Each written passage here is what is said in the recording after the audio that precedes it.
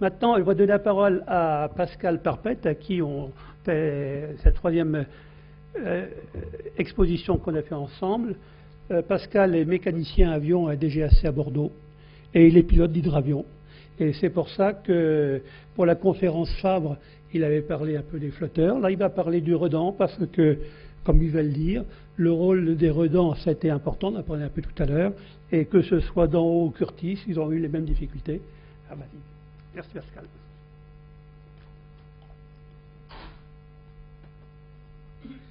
Bonjour. Donc, j'avais demandé 10 heures de parole à Henri, mais il n'a pas bien compris, il m'a donné que 10 minutes, donc je vais faire vite. Je vais donc, de ce fait-là, je ne vais pas parler trop de l'aspect historique de la création du redent, elle est un petit peu traitée dans les panneaux, mais je vais surtout essayer de vous expliquer ce qui se passe et comment ça marche. Donc le rôle du redent, dans un premier temps, ça va être pour une coque ou un flotteur. Hein. Je vais vous parler indifféremment de coque ou de flotteur, je vais employer les mots, ces deux mots-là, à la fois, mais de toute façon c'est une équivalence. Donc le redent va servir à éliminer le phénomène de capillarité qu'on a sous un flotteur pour faciliter le déjaugeage et la prise de vitesse de l'hydravion.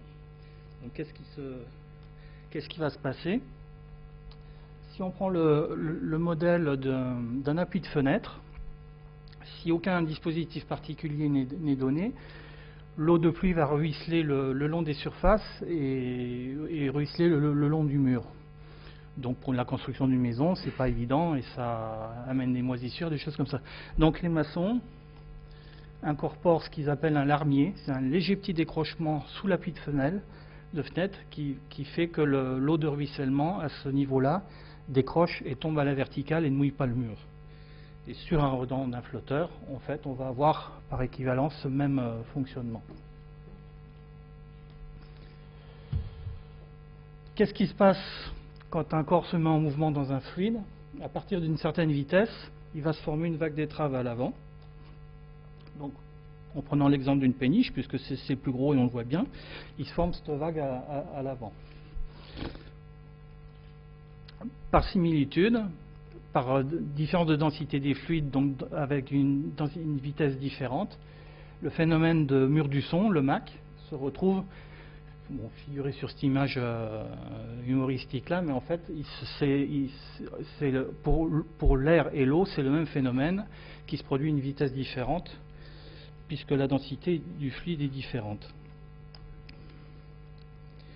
Le redent va servir à gérer le phénomène d'aquaplaning qu'on connaît sur une roue de voiture. Quand elle se circule sur la surface, il y a le crénage du pneu qui évacue l'eau pour garder l'adhérence sur la route jusqu'à une certaine limite, où à ce moment-là, il va se former devant la roue un petit talon qui en fait est aussi une vague d'étrave.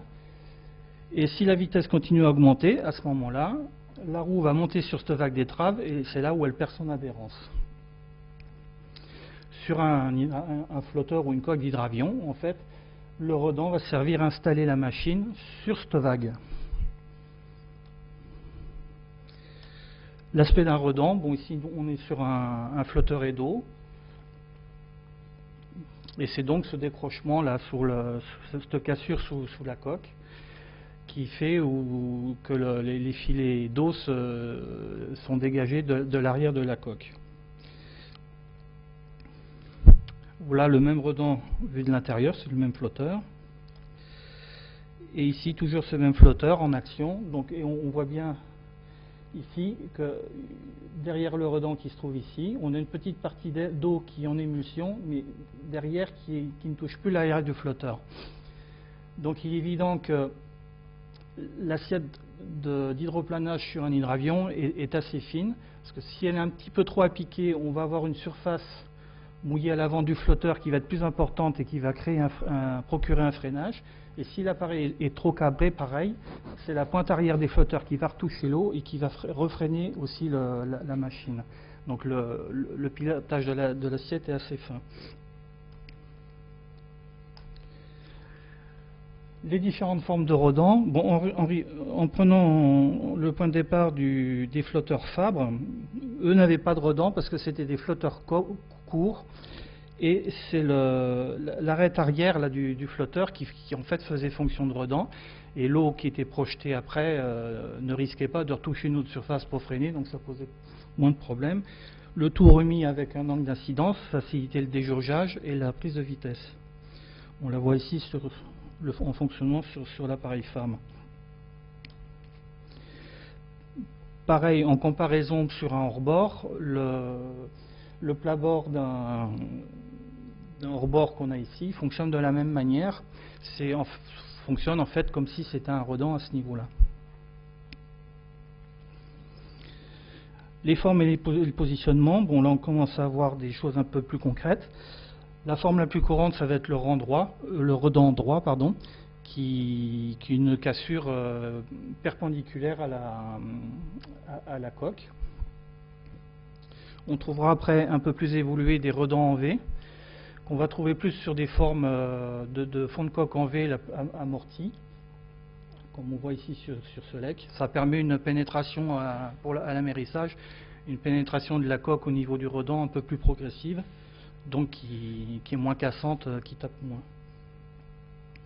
Et les redans les plus finalisés, ça va être les concaves, comme on voit sur ce short, où là, le fonctionnement est le même, mais par contre, on a une amélioration aérodynamique beaucoup plus intéressante. Le positionnement. On va raisonner par rapport à la verticale du centre de gravité de la machine, et les redans vont être installés avec en moyenne 15 à 20 degrés de recul en arrière du redant. Ça, c'est des normes de certification d'un pays à l'autre, ça peut aller jusqu'à 30 degrés. L'intérêt, c'est que quand on arrive à mettre la vague, le redant au niveau de la vague, le fait que le redant soit en arrière du centre de gravité, ça permet de faciliter la prise d'assiette d'hydroplanage pour pouvoir accélérer.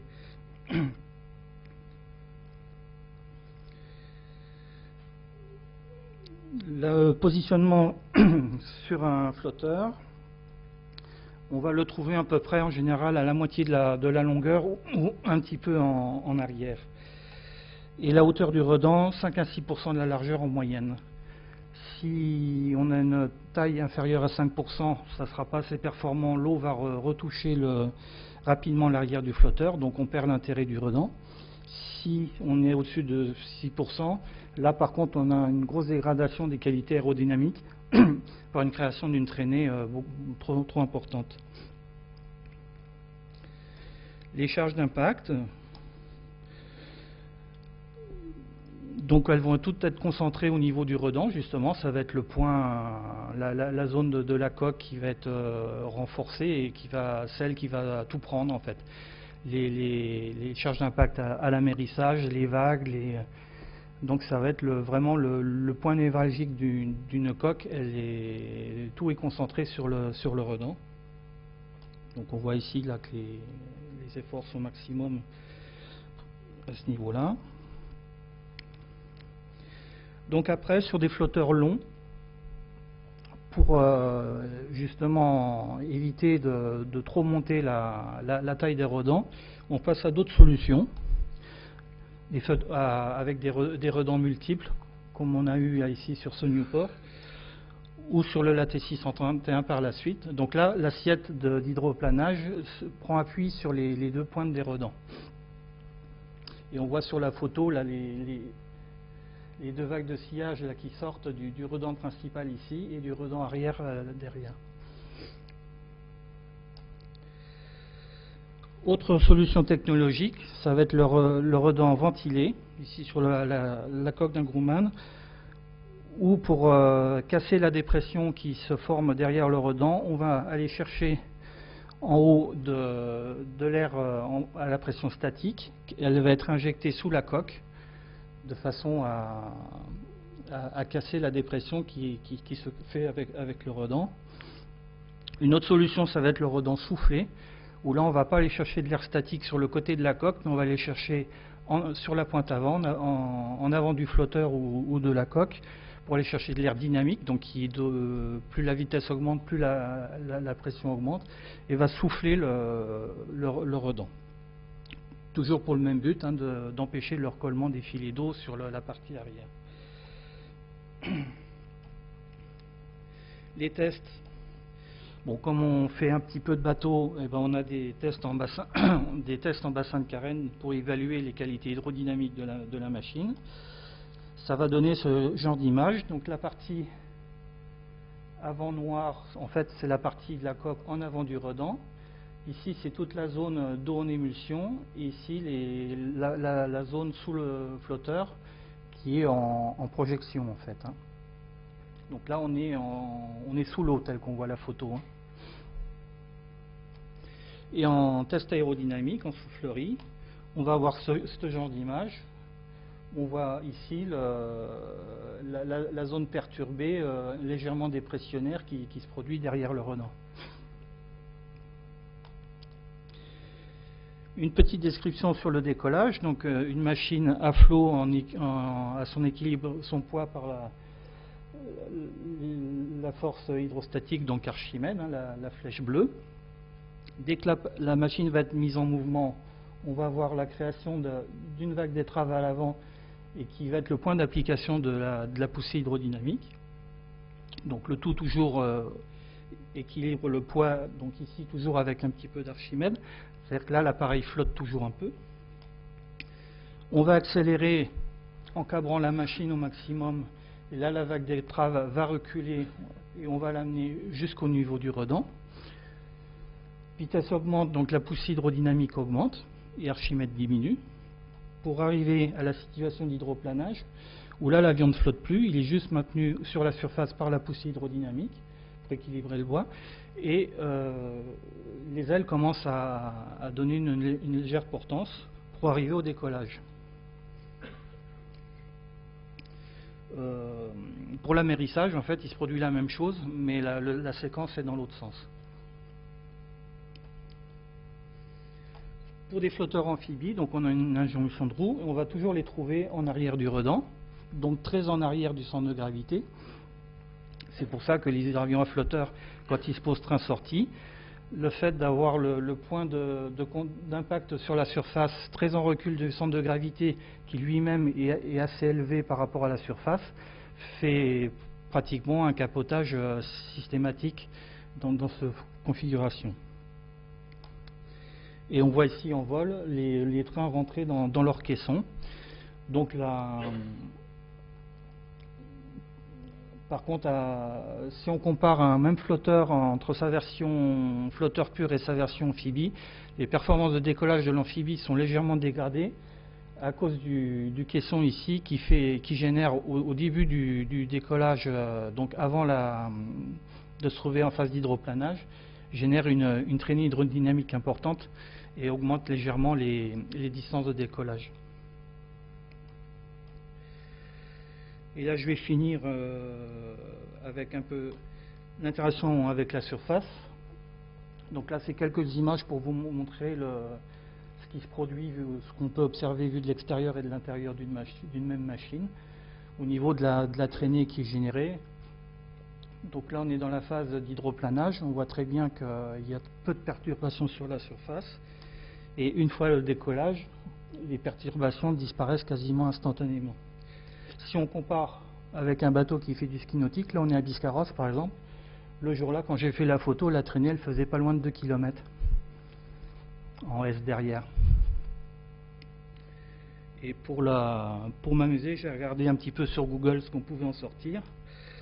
Ici on est sur l'hydrobase de Vancouver. On a le décollage d'un tuyau moteur qui est visible de satellite. Et à la même échelle, sur le plan d'eau de Biscarrosse, des bateaux, des hors-bords qui font du ski nautique. Donc on voit que l'interaction de l'hydravion par rapport au bateau, c'est pas forcément ce qu'on pense. Ici une vue d'un renégade en hydroplanage, donc, et là en conditions miroitantes, donc où le plan d'eau est calme et on voit très bien ce qui se passe et surtout on devine ici le peu de surface en contact avec l'eau, Là, on jauge à 1 ou 2 cm sur la surface, c'est tout, hein, au moment du décollage. Voilà, j'avais pas longtemps, donc j'ai fait vite.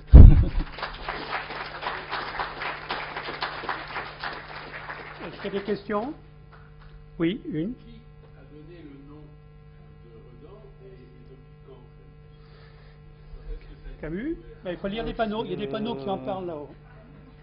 Oui, c'est Camus, c'est 1870. 1870, il y a eu par là, ouais. deux ecclésiastiques anglais, Camus et je ne sais plus le nom, après c'est le deuxième. Mais il faut lire les panneaux, hein, il faut pourtant tu as des bonnes lunettes. Non mais, ce que je peux rajouter, c'est que c'est vrai, il y a une question qui n'a pas été posée, il n'y a pas beaucoup d'hydravions en France, hein, et il y a beaucoup plus d'ULM à flotteur, mais là aussi, c'est la même chose, il y a une question de réglementation. Mais toutes ces recherches sur les redans, sur la portance de l'eau, c'est une application importante en marine. Parce que les hydrofoils, etc., les vedettes qui soulèvent, c'est à partir de ces recherches. Les bateaux de course, les grands voiliers qui vont faire aller très vite, etc., qui se portent sur des foils, c'est un peu la même étude qui peut aboutir pour les hydravions, pour les flotteurs, pour les carènes, et d'autres pour émerger de l'eau, pour aller plus vite sur l'eau. En fait, les deux difficultés qu'ont eu les pionniers de l'hydraviation à vaincre, c'est l'apport du redan, qui est arrivé un petit peu après, puisque je vais vous expliquer, Henri Fabre a pu s'en passer en fait sans trop le savoir. C'est parce qu'il a eu l'idée de... Il est parti des canaux telliers à multiples redans, et il est parti sur le principe de couper la coque d'un canot tellier et de la répartir sur sa machine. D'où un flotteur Fabre, ça fait 1,20 m, 1,40 m de long, hein, c'est très court. Il y a eu le problème de la puissance des moteurs, et ça c'était analogique aussi aux canots automobiles, ce qu'ils appelaient à coque planante, où c'est pareil, l'essor de vitesse et l'amélioration des performances a été lié au moteur. Et tout ça, une fois mis bout à bout, ça a permis de fiabiliser les vols. Curtis, sur son premier hydravion à coque, comme d'en haut, qui a capoté, au deuxième essai, il a porté un redan, et tout de suite, lui, par contre, il a amené une ventilation de redan en allant chercher de l'air statique, en mettant des tubes de cuivre à l'intérieur de la coque pour pouvoir souffler son redan. Parce que le redan tout seul, tel qu'il l'avait fait, il n'était pas encore assez performant. Il y a une photo intéressante tout à l'heure, hein, qui a été soulignée par Frédéric sur le premier poisson volant d'en haut, où il y avait une lame ou un profil Forlanini. Et il est vrai qu'Henri Fabre a beaucoup travaillé sur Forlanini et sur les recherches des Italiens. Et il avait vu dans ses premiers essais qu'il a fait en Méditerranée et sur les temps de mer, Forlanini, c'était des espèces de persiennes. Même des fois, il y avait 3 hauteurs de persiennes. Mais Henri Fabre avait vu, en faisant des essais, que ça avait aussi d'autres inconvénients. Ça attrapait ça avait des inconvénients aérodynamiques, mais ça ramassait toutes les algues et autres, donc il y avait aussi beaucoup de difficultés. Mais c'est vrai qu'à la fin du 19e siècle et au niveau du 20e, il y a eu des recherches qui ont été faites pour savoir décoller ou aller plus vite sur l'eau, pour l'aviation ou pour les bateaux. Bon, écoutez, on va passer au troisième intervenant qui est M. Mondargent. À moins qu'il y ait une autre question. Oui, excusez. Oui. Comment a-t-on trouvé ça, le redan?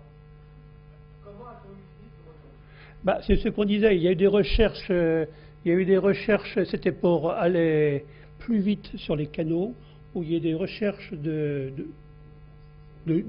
canaux remorqués par des chevaux en Angleterre. C'est Camus, et je ne me rappelle plus où, j'ai un trou de mémoire, où ils ont trouvé Russell, où ils ont trouvé que cette invention de redan, c'est eux qui ont dû inventer le nom, d'ailleurs, je crois, qui permettait d'aller un peu plus vite pour éviter que la base de l'eau ralentisse le chaland traîné par les chevaux. 1870. Redan, c'est le nom français, en fait. 1772 ? C'est encore plus vieux que je croyais. Le terme anglais, c'est step, c'est marche. Ouais.